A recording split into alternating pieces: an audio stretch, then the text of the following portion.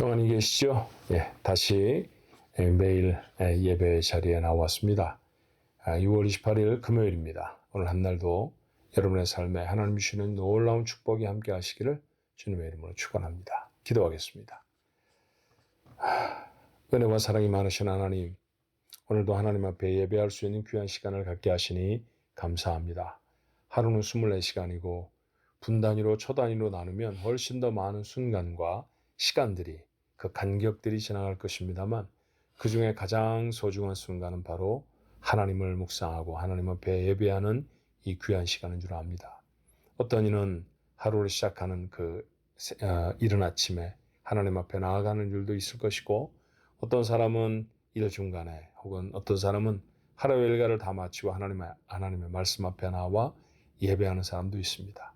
그러나 주여, 그 시간이 언제이든 오늘 이 귀한 예배를 담는 이 하루가 우리에게 축복이 되게 해 주시옵소서. 오늘도 주의 말씀을 엽니다.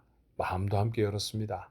하나님의 말씀이 우리 마음으로 옮겨와 담길 수 있게 하옵시고, 그 말씀을 따라 살아갈 수 있는 용기와 힘을 얻을 수 있는 능력의 말씀을 경험할 수 있는 저희들 모두가 되게 해 주옵소서. 우리의 입술에 기름을 부어 주옵소서. 세상의 말들을 하고 아버지 하나님 뜻대로 하나님이 원하시지 아니하는 언어들을 입술에 담았던 건 용서하여 주시옵시고, 주님, 저희의 입술이 정결케 되어져서 하나님 앞에 기도로 힘이 써지는 복된 입술 되게 해 주시옵소서. 예수님의 이름으로 간절히 기도하옵나이다. 아멘. 함께 부를 찬송은 찬송가 10장입니다. 전능왕 오셔서. 예배를 시작하기 전에 보통은 부르는 임예송이라고 하는 찬송의 한 곡이에요. 예배하러 나아가는 마음으로 부르면 참 좋겠다, 그런 생각이 듭니다. 자, 찬송가 10장 전능왕 오셔서 함께 찬송해 볼까요?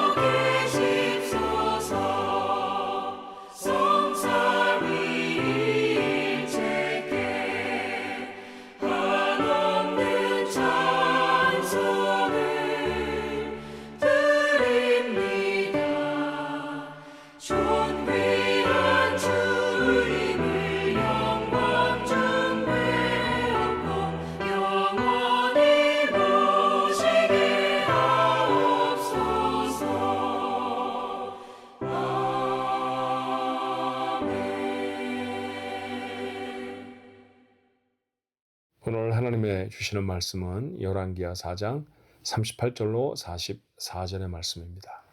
38절로 44절의 말씀. 한 목소리로 같이 읽을까요?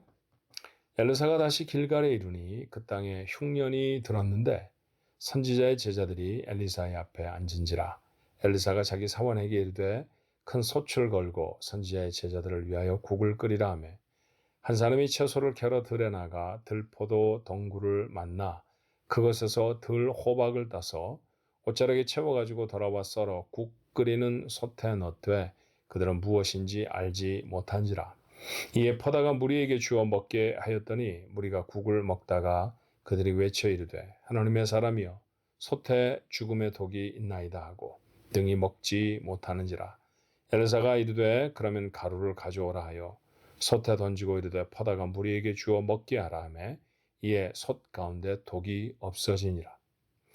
한 사람이 바알 살리사에서부터 와서 처음 만든 떡 곧 보리떡 20개와 또 자루에 담은 채소를 하나님의 사람에게 드린지라. 그가 이르되 무리에게 주어 먹게 하라. 그 사원이 이르되 내가 어찌 이것을 100명에게 주겠나이까 하나.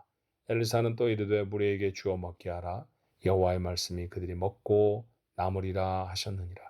그가 그들 앞에 주었더니 여호와께서 말씀하신 대로 먹고 남았더라. 아멘. 저희들 어렸을 때 많이 불렀던 노래가 하나 있었습니다. 찬송가는 아닌데요. 우리의 소원은 통일이라는 노래였었어요. 초등학교 시절에는 참 많이 불렀던 것 같습니다. 무슨 특별한 국경일이 되어지면 조회라는 것을 어김없이 해서 운동장에 가득 넘어서 도요를 했는데 그때 참 많이 불렀던 노래 중에 하나가 우리의 소원은 통일이었습니다. 근데 그 노래를 자꾸 부르니까 정말 간절해지더라고요. 정말 간절히 통일을 소원하는 마음이 어린 시절 제 마음에 있었습니다. 물론 나에게든 지금에도 제 가장 중요한 소원 중에 하나는 우리나라가 통일이 되는 것이에요. 사람마다 다 그렇게 소원들이 몇 가지씩은 있습니다. 이건 꼭 이루었으면 좋겠어. 그 소원을 하나님 앞에 아뢰는 것, 우리는 그걸 기도라고 하죠. 엘리사에게도 소원이 있었습니다. 무슨 소원이었을까요? 엘리사는 이름도 비슷한 엘리야라고 하는 선지자의 뒤를 이은 선지자입니다. 엘리야가 얼마나 놀라운 일을 행했는지 성경이 기록하죠. 몇 가지만 우리가 기억을 해보면 아합이라고 하는 악한 왕과 영적 도전을 하고 영적으로 겨루잖아요. 그때 하나님의 말씀을 대언하며 3년 6개월 동안 비가 오지 않게 했던 사람입니다. 아유, 그의 말 한마디에 3년 6개월 하늘이 딱 닫혀버렸어요. 아이고, 대단한 일 아닙니까? 그리고 다시 기도했더니요, 3년 6개월 동안 메말라 버렸던 하늘이 비를 냅니다. 사람들이 그걸 보고 어떻게 생각했을까요? 어마어마한 일이라고 생각했을 것입니다. 아합은 잘못된 결혼 때문에 훨씬 더 영적으로 암담해진 사람이었고 자기뿐만 아니라 백성들도 그렇게 궁지로 몰아왔던 악한 왕이었습니다. 이세벨이라고 하는 여자, 정말 악한 사람이었죠.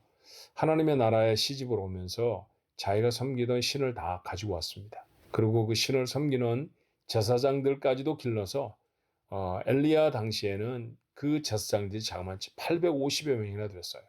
바알을 섬기는 사람, 아세라를 섬기는 사람 다 합치면 850명이나 되는 선지자가 있었습니다. 아합과 대결한 후에 엘리야는 이 모든 사람을 다 죽입니다. 어마어마한 일이겠죠. 그 대단한 일을 했던 사람을 뒤이어서 이스라엘 백성들의 하나님의 도우시는, 하나님의 돌보시는 돌봄을 줄 선지자가 된 사람이 바로 엘리사라는 사람이에요. 많이 두려웠을 것입니다. 엘리야처럼 할 수 있을까? 이 어려운 상황 속에 엘리야에게 베푸셨던 하나님의 은혜가 내게도 있을까? 그래서 엘리사에겐 소원이 있었죠. 하나님, 성령으로 말미암아 제 스승이었던 엘리야에게 주셨던 성령의 능력을 제게 갑절이나 주십시오. 저는 그 말씀을 읽을 때마다 정말 마음이 뭉클해져요. 사람들이 갖는 소원은 참 많은 부분에서 물질적입니다. 그리고 현실적이죠. 내가 현실에서 무엇인가를 이루고 싶어 하는 거예요. 내가 돈이 많았으면 좋겠다. 내가 갖고 싶은 저 물건을 가졌으면 좋겠다. 내가 저 자리에 올랐으면 좋겠다. 내가 지금 이런 권세를 가졌으면 좋겠다. 이런 소원을 갖는 사람들이 정말 많습니다. 그리고 그 소원이 모두 다 틀리거나 잘못된 것만은 또 아니죠. 우리가 하나님 앞에 물질을 주십시오. 구할 수 있습니다. 하나님 제게 하나님의 영광을 나타낼 수 있도록 귀한 위치를 주십시오. 그렇게도 기도해야죠. 그런데 여러분, 그것보다도 더 소중한 것은 영적인 은사에 대한 간절한 사모함 아닐까요? 엘리사는 바로 그런 것을 가지고 있었던 사람이었어요.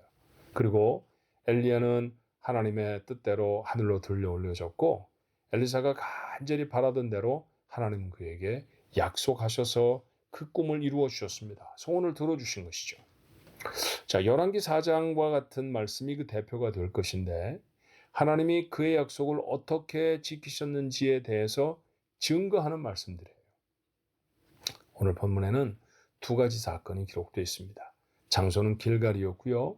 그곳에 선지자의 제자들, 오늘 말씀해 보니 그렇게 표현하고 있는데 요즘 말로 말하면 신학교 기숙사 같은 곳이었던 모양입니다. 세미나리에 도미토리 같은데 학생들이 쭉 살았던 것이죠. 어린 학생들도 있지만 신학을 하는 사람들은 사실 나이 든 학생들도 있어요. 그래서 미국의 신학교 같은 경우에는 부부가 사는 그런 아파트도 있습니다. 도미토리에, 그 기숙사에 말이죠. 지금 이렇게 단체 생활을 함께 모여서 하나님의 말씀을 배우고 하나님의 뜻을 세상에 어떻게 이루어야 할까를 훈련받는 사람들이 있었습니다. 자, 그 사람들을 오늘 성경은 말하기를 선지자의 제자들 그렇게 말해요. 그런데 그들이 살고 있는 길갈 땅에 기근이 들었습니다. 기근이 들면 먹을 것을 찾기가 참 어렵죠. 자, 전업해서 지금 신학을 공부하고 있는 사람들, 하나님의 일을, 하나님의 말씀을 공부하고 있는 사람들이라고 하면 장사를 하거나 농사를 짓는 사람들이 아니니까 아마 그들의 삶은 경제적으로 그렇게 넉넉하진 않았을 거예요. 그런데 기근이 들었다고 하면 얼마나 많이 힘들었을까요? 그 사람들이 다 들판으로 나가서 혹시 먹을 것이 있는가 찾아봤다는 얘기죠. 그러다가 누군가가 호박처럼 생긴 거를 가지고 와서 국에 넣고 끓였는데 앞불싸. 이게 독이 든 열매인지를 몰랐습니다. 그러니까 독이 든 열매를 넣고 끓여서 국을 만들었으니 독이 든 국이 된 것이죠. 먹는 사람이 심히 알았습니다. 배탈을 하고 토하고 그랬을 것입니다만 그거보다 더 심각한 상황도 얼마든지 있을 수 있죠. 버섯 같은 거 잘못 넣고 끓여서 먹다가 생명을 잃어버린 사람들의 얘기 우리가 가끔씩 듣잖아요. 이제 그런 얘기가 되었습니다. 사람들이 이걸 어떻게 해결할지 몰라서 놀랐습니다. 어떻게 하면 좋을까? 어떻게 하면 우리가 나을 수 있을까? 어떻게 하면 이 문제를 해결할 수 있을까? 다행스럽게도 그곳에 하나님의 사람 엘리사가 있었죠. 엘리사에게 부탁을 했고 엘리사는 가루를 한 움큼 그 국수에서 던집니다. 그랬더니 국의 독이 다 사라져 버렸어요. 물론 그것을 먹은 사람들이 다시 다 낫게 되기도 했을 것입니다. 그렇게 문제를 해결합니다. 자, 엘리사가 원래 가지고 있었던 능력이 아니죠. 그는 하나님의 주시는 능력으로 이 일들을 행합니다. 엘리야에게 베풀어 주셨던 능력이 이와 같이 엘리사에게 배나 갑전이나 되도록 더 임하였다라고 하는 사실을 증거해 주는 거예요. 또 한 가지 사건이 있었습니다. 누군가가 이 선지자의 생로들, 그러니까 신학생들을 긍휼히 여겨서 보리떡 20개 막 만든 떡인가 보네요. 따끈따끈하고 맛있었겠습니다. 흉년이 들었을 때 떡은 얼마나 맛있었을까요? 자루에 담은 채소에 가져왔습니다. 고마운 사람입니다. 요즘도 그렇죠. 요즘도. 저도 신학생 때 책 사보라고 작은 봉투를 하나씩 넣어주시던 나이 드신 권사님들을 지금도 잊지 못합니다. 그분들의 그런 호의와 그분들의 그런 사랑 그리고 베풀어 주신 은혜 그것이 공부하는데 큰 힘이 됐고 밑거름이 됐다는 걸 부인할 수 없어요. 지금부터 3,000년이나 전에도 이런 전통은 계속됐던가 봐요. 그렇죠? 그렇게 도움을 주었으니 고마운 사람입니다. 근데 문제가 있죠. 가져온 거에 비해서 먹어야 될 사람들이 너무 많았던 거예요. 자, 나눠줘라. 그랬더니 심부름을 하는 사람이 많합니다. 아니, 엘리사요. 이걸 가져다가 100명이 어떻게 먹습니까? 떡 20조가리를 100명으로 어떻게 나눕니까? 마치 성찬 예식할 때 우리가 나눈 것처럼 아주 작은 떡덩이밖에는 안 되는 그런 상황이 되어져 버린 것이죠. 그리고 남은 자루에 담은 채소도 그래 넉넉하지 않았던 모양이에요. 근데 엘리사는 조금도 두려워하지 않고 말합니다. 나누어 주면 먹고 남을 것이다. 그래서 그렇게 했죠. 그랬더니 먹고 남았습니다. 신약 성경에서 이런 사건 읽은 적이 있죠. 오병이어의 기적입니다. 열왕기 하판 오병이어의 기적이 오늘 본문에서 나타나고 있어요. 이렇게 하나님은 엘리사에게 약속하신 대로 하나님의 은혜를 갑절이나 주셨습니다. 자, 오늘 이 말씀을 통해 우리가 받아야 할 교훈이 몇 가지 있습니다. 첫 번째, 하나님은 반드시 약속을 지키시는 분입니다. 여러분과 저는 구원받을 때 하나님이 꼭 새끼손가락을 걸고 해주신 약속이 있어요. 넌 복이 될 거야. 그렇죠. 넌 복이 될 거야. 하나님이 그 약속을 반드시 이루어 주실 줄로 믿습니다. 우리가 구원을 받았다는 게 하나님 나라 백성으로 설 것이라는 게 가장 큰 복임에 분명합니다만, 그러나 세상을 살아가면서도 우리가 만나는 문제와 어려움들을 극복하고 하나님 우리의 삶에 복을 주실 줄로 믿습니다. 그 이 복을 기대하는 거예요. 여러분, 눈에 보이는 현상 때문에 자꾸 넘어지지 마십시오. 그 건너편에 하나님이 우리를 향해 예비하신 복이 있습니다. 그 복을 소망하며 살아갈 수 있어야 합니다. 두 번째, 하나님이 여러분에게 복을 주시기도 하지요. 엘리사가 복을 받았습니다. 하나님의 은혜를 받았잖아요. 그런데 엘리사가 받은 은혜가 엘리사가 경험하는 모든 사건을 통해서 엘리사 자신을 위해 쓰여진 경우는 거의 없습니다. 모두 다 다른 사람을 위해 쓰여집니다. 맞아요. 하나님은 내게 복을 주셔서 다른 사람들을 도우라고, 다른 사람들을 돌보고 섬기라고 복을 주십니다. 나 때문에 다른 사람도 복받게 하기 위해서 하나님은 내게 복을 주시는 것이죠. 그래서 넌 복이다 그렇게 말씀하세요. 복을 받을 것이다. 복이 목적어가 아니라 아예 복이 납니다. 그렇게 표현하잖아요. 옛 성경에는 이걸 뜻을 새겨서 그렇게 말했죠. 넌 복의 근원이 될 것이다. 나 때문에 다른 사람이 다 복을 받게 된다는 표현에 다름이 아닙니다. 돈을 가지고 계시나요? 이것은 내가 써야 될 부분도 있지만 하나님이 나를 통해 누군가를 위해 사용하도록 주신 것이라는 사실을 잊지 않아야 합니다. 다른 사람이 가지고 있지 않은 재능을 가지고 계세요? 여러분만을 위해 쓰는 게 아닙니다. 하나님은 그 재능을 통해서 다른 사람을 돌보기를 원하십니다. 엘리사에게 그러셨듯이 말이죠. 이건 나만 가져야 되겠어 라고 말하는 사람은 하나님이 주는 복을 풍성하게 누리지 못합니다. 가만히 이 사람들을 살펴보면 어떤 놀라운 복들을 누리고 살아요. 그런데 그 사람들의 공통적인 특징이 있습니다. 자신에게 주신 복으로 다른 사람을 섬기는 거죠. 다른 사람을 돌보는 것이죠. 다른 사람을 돌보라고 하는 하나님의 뜻을 잘 수행하는 사람입니다. 여러분도 그러셔야 합니다. 마지막 세 번째로, 그렇다고 하면 엘리사와 같이 하나님의 신령한 능력을, 신령한 복을 구해야 하지 않겠습니까? 예, 그렇게 기도하십시오. 하나님, 약속하신 복이 제 삶에 이루어지게 하옵소서. 제가 주신 복으로 많은 사람을 섬기게 해 주옵소서. 여러분의 기도가 상달될 수 있게 되기를 주님의 이름으로 축원합니다. 기도하십시다. 사랑과 은혜가 많으신 하나님, 하나님은 약속하시면 반드시 이루시는 분인 줄로 믿습니다. 저에게 약속하신 대로 저희를 복되게 하실 것입니다. 그러니 주여, 복을 소망하며 하나님 앞에 나아가도록 역사하여 주옵소서. 내게 허락하실 신령한 복을 위하여서 소망을 갖고 하나님 앞에 서는 우리 가족들이 되게 해 주옵소서. 하나님이 주신 복 이미도 우리에게 있습니다. 살펴서 그것으로 우리의 주변의 사람들을 섬길 수 있는 넉넉한 마음의 소유자들이 될 수 있게 하나님 도와주옵소서. 누군가가 자기에게 베풀어 주는 복, 은혜, 이것만 소망하며 사는 사람들이 있습니다. 우리는 그러지 않게 하옵소서. 우리에게 이미 주신 복을 다른 사람에게 나누는 것에 더 많은 관심을 갖는 저희가 되어질 때 하나님은 더 크고 더 놀라운 복들로 우리에게 채워줄 줄로 믿습니다. 엘리야의 영감에 갑절을 원하였던 엘리사에게 약속하신 대로 부어주셨듯이 오늘 이 시간에도 저희들이 하나님의 복받은 사람이라는 사실을 믿고 하나님 앞에 복을 구하는 주의 사람들마다 풍성한 복의 사람이 되게 해 주시옵소서. 오늘도 복받는 하루, 오늘도 복을 다른 사람에게 나누어주는 하루, 그런 복된 하루가 되게 해 주옵소서. 예수님의 이름으로 간절히 기도하옵나이다. 아멘.